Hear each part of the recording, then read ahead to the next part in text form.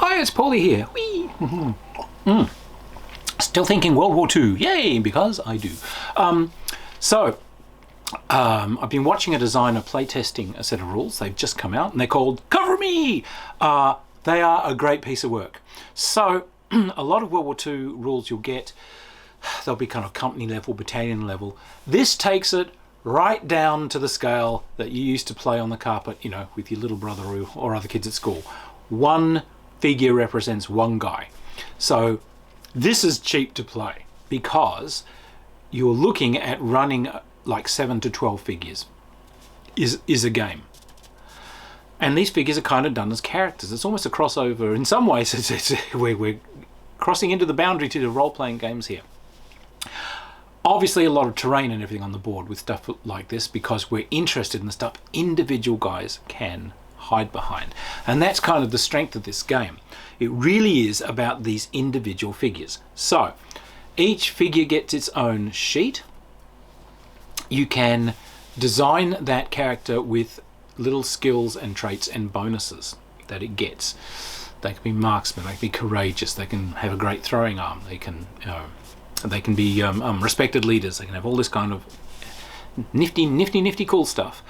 Some weapons require an ammunition count. So if you've got light machine guns, if you've got submachine guns, if you're carrying rifle grenades and grenades, you have a set number of those. So those are basically counters that go on the sheet.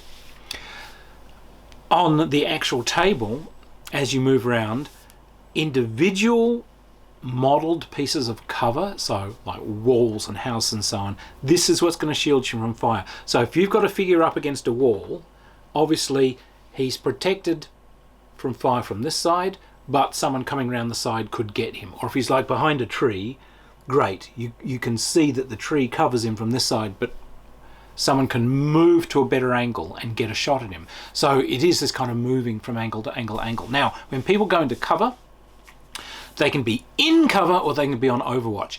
In cover, like if there's a wall or something, you're down, you're hunkered down, you can't actually be hit by direct fire from the other side of that cover. Overwatch means you've got your head poking out, you know, like you're keeping a watch. So you're getting the benefit of the cover, but you can still shoot and you can still see and react. So you have to nominate and essentially mark it with a little counter on the board whether this guy's got his head up or not. But you can sort of keep one guy on Overwatch while other guys are ducking down. Nice. So it's very individual about the actions. It's a I go you go system, but it's I go you go with individual figures. So one of my guys does something, one of your guys does something, one of my guys does something, one of your guys does something, until you're all done.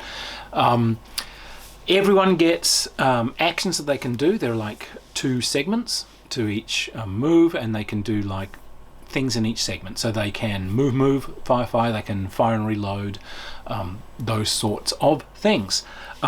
So pretty simple once you get going. I like the fact that we've got individual weapons in that you don't see in a lot of games. Rifle grenades. Thank you for putting rifle grenades in. The great forgotten weapon. One of the most useful things out there.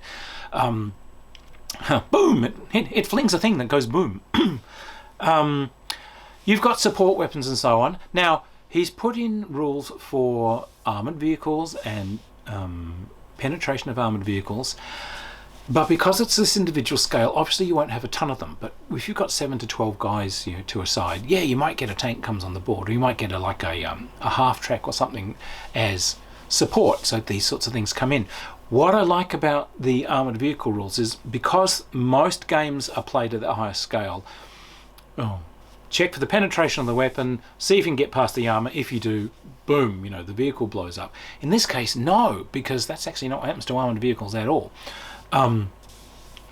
You roll, if you hit, you check for penetration versus the armour, but the amount by which you beat the armour does attacks on the crew inside the vehicle, and you check to see if they are wounded or killed.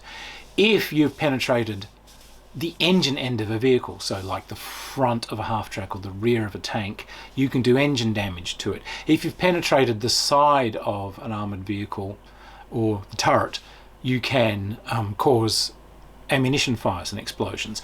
The things can catch fire, but because we've got individual actions going on, what happens is the crew of the tank, when the tank or the armoured vehicle activates for its move, they actually sort of function as a little weapons team. So each person in the crew gets to do actions like anyone else does. And so they can fight fires, shoot the guns, these sorts of things, choose to bail out.